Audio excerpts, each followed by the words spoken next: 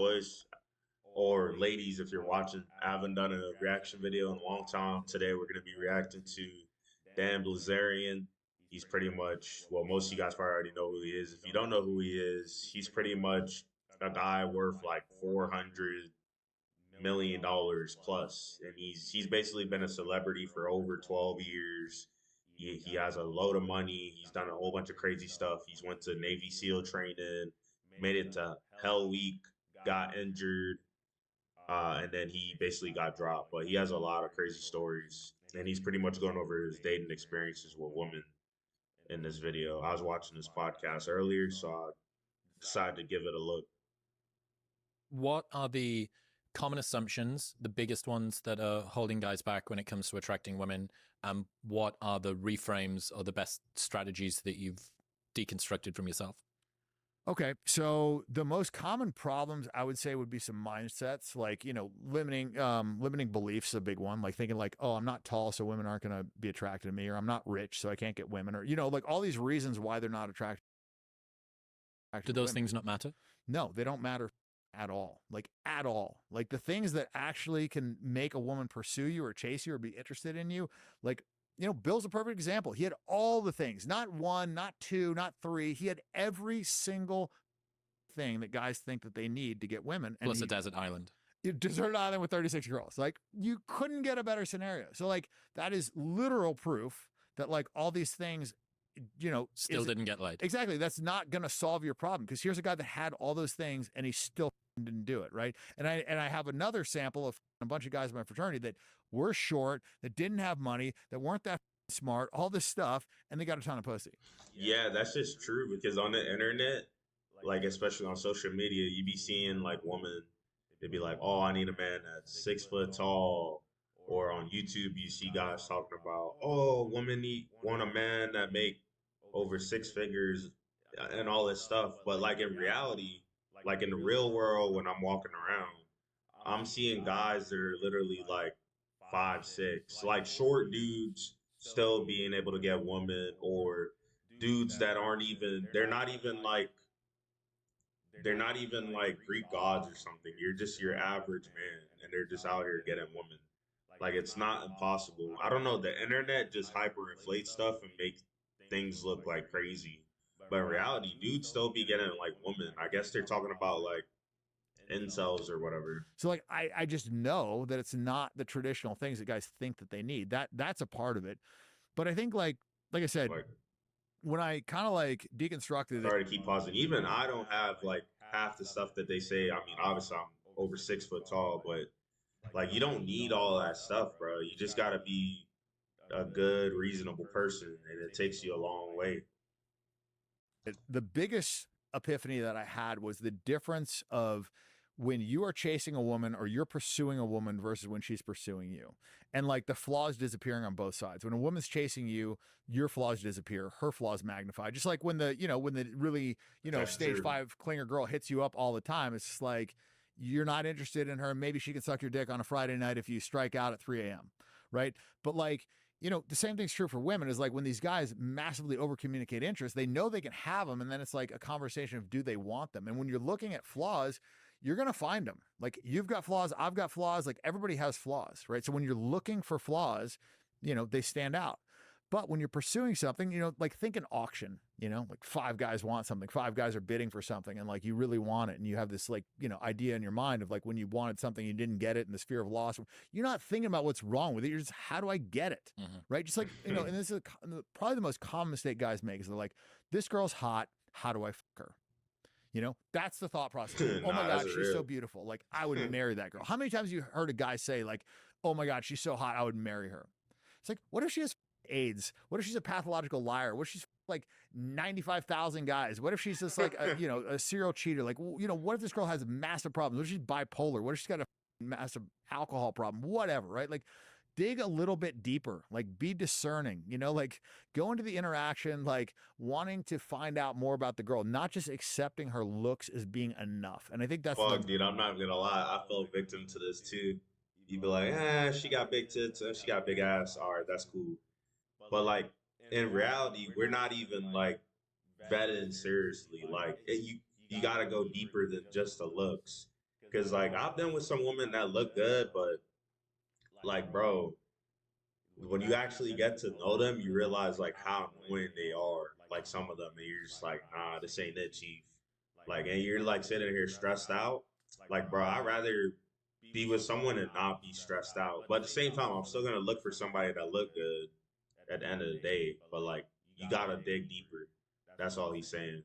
And then he said, you gotta, whenever a woman is like chasing you or basically qualifying herself to you, he's saying that you like see their flaws. But when you're trying to basically qualify yourself to someone because they look good and you don't care if they're missing a leg and they're missing an eye, oh, they look good, I want to be with you.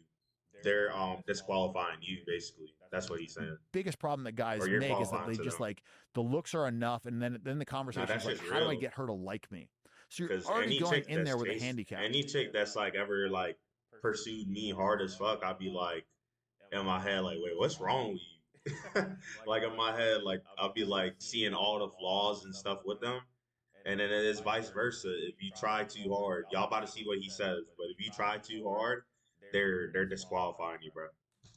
You know, like when a salesman comes in, like he's already coming in from a handicap versus like when somebody goes into the store because they need milk, they just go to the aisle, they find the milk and they buy it. Versus if you show up at the door and you try and sell them milk, then be like, oh, well, who is this guy? Is the milk old? Can I trust this? You know what I mean? Like the difference, like when you want something, it's just like, how do I get it? It's not, you know, the same conversation. And so that would be the biggest thing. And I figured that out because I had a big sample size of girls that wanted to me that I screwed it up with, and a big sample size of girls that wanted me that I also had sex with. And I think that's like, look, in a experiment, you have to have the control group, right? Most guys do not have the control Dude, group. that's Like, funny. He said I had hella women that wanted to fuck me and I fucked that up. Like, bro, how do you fuck that up if they literally want to fuck you? Like, you have to. I don't know, man. That's crazy. I literally You had you had to have just said some wild shit that just made shit go downhill. girls sending me butt naked photos on Instagram. I want to f you. And I screwed it up with those girls. So I'm just saying, like, I had one only chick in like do that cross to me comparing what once. worked and what didn't work with She two literally sample said, "I want sizes to of fuck girls you." that both wanted to sleep with me could I Given figure that it you're out. the same guy to both of them. Exactly. Because, like, you know, there's girls that just like wouldn't want to sleep with me because I'm Armenian or I have a shitty haircut or whatever, right? Like, there's going to Dan be girls does that just have a like wouldn't shitty fuck me, haircut. period. So, because I had that sample that I knew that they wanted to sleep with me and I screwed it up, I was able to like figure out the things that I was doing wrong. And like, one of the big things that I was doing wrong was like, I was over communicating interest. I would have problems with the girls that I was like, oh, damn, like this girl's hot, you know, she's different, or like, you know, or I really like her or whatever. And my approach would change. And because my approach would change, my results would change. What about, you know, the sort of treat them mean to keep them keen / not signaling sufficient interest that that person, that girl doesn't actually end up responding to you at all? I think, well, he's not interested, so this doesn't go anywhere. So I wouldn't say treat them mean. I would say change your default setting from nice to challenging. You know, because like a lot of these guys, like they aren't really nice guys. Like, oh, like, I just want to be. It's like you're not that nice to the fat chick. You're not that nice to the janitor. You're nice to this girl because you want to fuck her. You know, so like this whole idea of like, oh, I'm just being myself, or like that's another one. It's like I just want to be myself. Like I want her to he like does me for have a me. fair It's like, point. okay, well, there's different versions of you. There's a version of you in an Armani That's real suit. shit. There's a version of you dressed like shit. You know, there's a version of you where you like take care of your diet and work out and like, you know, work at your job. Bro, he basically just explained the halo effect. That's literally all that is. You're treating somebody better just because they look better, or you're less mean to this person because they look better. You just said you treat fat chicks or the janitor worse. In reality, that's messed up.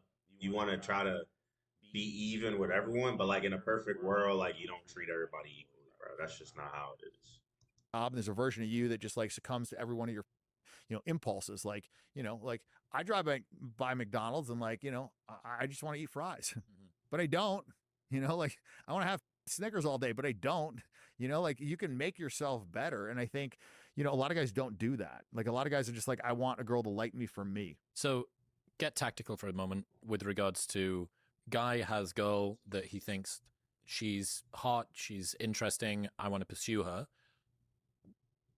Are you really going to miss this? Fuck, We do gotta this have training once a year. There's 800,000 to 1 million Well, people Chad. that'll join us. What is a better tactical way of moving toward that? What should they do?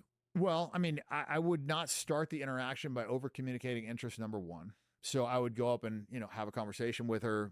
I mean, I've asked girls crazy stuff. I take like a pretty extreme approach, and I wouldn't recommend this for, all guys, but like I'll ask girls crazy questions. Like me and my buddy were having a conversation the other day, and like he was like, I was arguing that I think you have a lower chance of getting a serious rejection if you put a girl's hand on your dick than if you go for a kiss. And this is after a girl's into you and like you guys have been on a date or whatever, and there's like, some chemistry, whatever. And he was like, you're out of your mind, like this, that, and the other. And I was like, okay, well, let's ask some girls. So like, I just would go up to a girl and I'd be like, hey, like this is this. Nah, I think that makes sense though, because it's like some women be like just as freaky as us, or even more freaky, and it's like if you put her hand there, it's like she's curious already. Like she want to know, like, bro, women are nosy, bro. They're gonna be like, oh, how big is it, or whatever. Like if you did that, she's gonna like just feel right. Versus a kiss, she's like, hold up, I'm still figuring out if I even like you, and it's all intimate and shit. Like she's probably gonna double back on that kiss. Like she might even pull back and be like, whoa. But like if you're already reaching for her hand, like if she kind of like if she's curious, like I'm pretty sure that makes sense with dancing. This is the question, like, I wouldn't frame like who was on which side, but like they wanted an answer. So they gave their answer. Now all of a sudden we're in a sexual conversation with a girl where I haven't communicated any interest to her at all. And I've almost like disqualified her because I'm asking her this question that like usually wouldn't ask. Not about you. Exactly. You wouldn't ask a girl that you're trying to like hook up with, because it's like a crazy question too.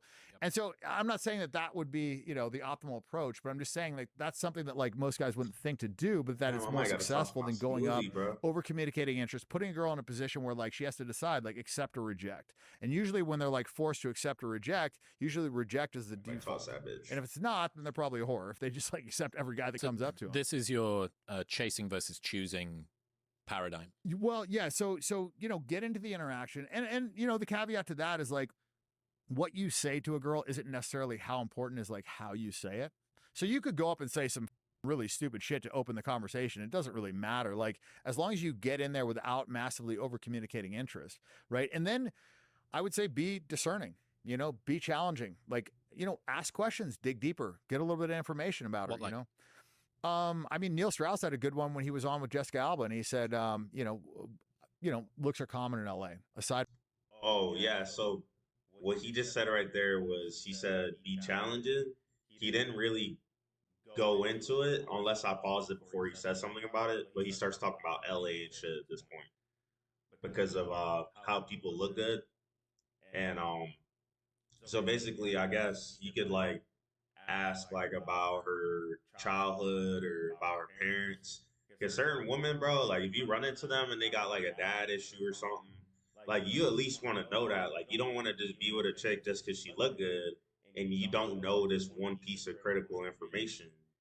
So be challenging and just ask deeper questions to like figure out more. Going back to what he said, you want to be in a position of, oh, I'm trying to like, not like disqualifying somebody, but like, bro, you gotta like keep tabs. Like, hold up, this is what I'm dealing with. Like, you rather do that than be clueless just because they look good. From your looks, like, what would your friends say are the three, best qualities about you? And like in that one question, he immediately like pulled away her looks, which was like one of her strongest attributes. Like nobody give a fuck about Jessica Alba. She's ugly, right? So it's literally like her superpower. He just sucked it right out of the conversation. He's also digging deeper. And now he's got her in a position of like qualifying herself to him and selling herself to him. She's telling him why she's good, And so that would be a much better start of an interaction than like, you're hot. I think you're so beautiful. Like I just had to come over here and, by the way, I'm a doctor, and I drive a Lamborghini and like all this bullshit. The guys like, they try and brag about themselves. They're doing all these things. And the girl's just like in a position of like, okay, like, do I want this? That's the conversation usually between guys and girls is like, the girl's like, okay, do I want this guy? It's like playing poker and the guys just like turn over their cards. And so I would say like, dig a little bit deeper, be discerning, like find out about the girl, like, decide. And then if you want to give her a compliment on like something that's unique about her, something that's like she earned or, not just like she was born with, like if she has pretty eyes, I'm sure she's heard that from a million guys. Like, don't tell her she has pretty eyes. You know, like, just be different. I mean, I guess like a big epiphany I had too was like when I became famous, you know, and I just talk about this in there too, is like understanding a hot girl's mind. Because when I became famous, like I understood what it was like to be a hot chick. And I understood that in the sense of like I had forced interactions wherever the fuck I would go, whether it was a Starbucks, whether it was, you know, wherever, like I had people coming up to me. And the same thing is true of a girl. Like when she goes to get her mail, when she goes to the grocery store, like guys are hitting on her all the time. So it's forced interactions. And what I notice is the first 100 times guys would come up to me and be like, bro, you're the man, blah, blah, blah. Like, you know, all this shit. I was like, okay, cool. You know, whatever. And I always take the pictures, you know, but I guess what I'm trying to, you know, explain with that is, let's say you are a famous guy and a guy comes up to you and like, bro, you're the man, dude, like all this shit. And you've heard this 10,000 times. Is that going to make you want to have a beer with that guy? No. Like maybe you'll take a photo with him, you'll tell him you appreciate it, but it's not going to make you want to like hang out with him. Now, if that guy comes up to you and is like, hey man, you know, I only got a second, but I just want to tell you, like, you know, I really like this, you know, maybe the guy's a rock star. I really like this song that you did. And he told him a song that he did like in the garage. He's like, and I had that same guitar that you had and whatever. And then he's just like kind of excusing himself on the way out. Maybe that rock star like wants to have a conversation with him. Oh shit, that guitar, you know, that was like one of my favorite guitars, you know, like now you're coming at it from a different angle. And I would say the same thing is true with hot girls, is like, if you go up and say the same shit that all these other guys have said to these girls, you're going to have the same knee-jerk reaction. The walls are going to go up. She's going to remember the last 20 times she got caught in a 30-minute conversation with some idiot talking her ear off, and she knows that the guy just wants to fuck her because she's built no value, right? Like early on in the conversation, if you compliment her a bunch before she's earned it, and it's kind of like you're telling her indirectly, you're hot, above me. You're above me, and your looks are good enough. I don't even care if you have flaws. Like you're hot, and so that's enough for me, and I'm ready to date you. It's so funny, that kind of playground mentality of, if I know that I can have it, I don't want it. And it's so funny how that seems to be in your worldview like a fundamental part of the physics of this translates to everything. You know, it's sales, it's negotiation, it's business, it's all these things. The person that can walk away from the deal is the one that holds the most power. Always. In other news, this episode is brought to you by AG1. Over the AG1, the most increased entry product, so you can they ship 5 and below G1. Tuning in, if you enjoyed that clip, you will... Thing's over. Hey, that was a good video. He actually was talking a lot more in his the podcast that the guys had. It was like 2 hours long, so I would have to do a multi-part series if I was to react to that. I was actually watching it throughout the day today, but I didn't have my stuff set up until now. Yeah, basically what I got from that video, well, it's kind of like common sense. Like if you actually out here dating and shit, like you don't want to reveal your cards off rip. Like you don't want to, like, I'm not trying to say you can't compliment. Like you could do that, but like, bruh, don't spam the same move. Like, and if you are gonna at least not compliment, at least talk about something else. That's what he's trying to say. Like, going back to what he said when he said, if you go up to a celebrity and you're like, yo, bro, you're the fucking man. Like, they heard that a million times, right? But if you go up and say something like, something of substance that's different from the typical script, like basically his example was, oh man, that guitar that you played in that song, I have that same one, and that's like one of my favorite songs, man. Basically, he's saying the celebrity is gonna be like, oh shit, man, yeah, that guitar, yeah. Like he has a story to relate to the fucking guitar. So it's the same thing with like someone else. You're not gonna be like, oh, your eyes look so good. You're gonna be like, you just bring up something else than that. It could be like maybe their outfit that they're wearing. It doesn't necessarily have to be like their eyes or how beautiful they are, bro. Like you could dead ass be like, yo, I love your freaking shoes, or that's a nice hat or dress that you got on. Where do you get it from? Okay, that's dope. And then start talking about that. Like you don't have to talk about their looks necessarily. And then what else did I get from that video? Yeah, it's basically just being mysterious, bro, and just playing your cards right. Not looking too needy, not rushing, because I notice a lot of guys, they do like rush and just tell their interests like straight away. Like you gotta just take your time and and filter them out. Just choose the right person. Like basically, you don't want to like rush. And then what else did I get from that video? I think that's pretty much it, bro. It's like not doing the same stuff over and over. You gotta pull from samples, right? What Dan was saying, you gotta pull samples. So you know that this isn't working for me. Okay, maybe I gotta try something different over here. So that's pretty much it. It's just trial and error. I'm gonna just end the video right here though.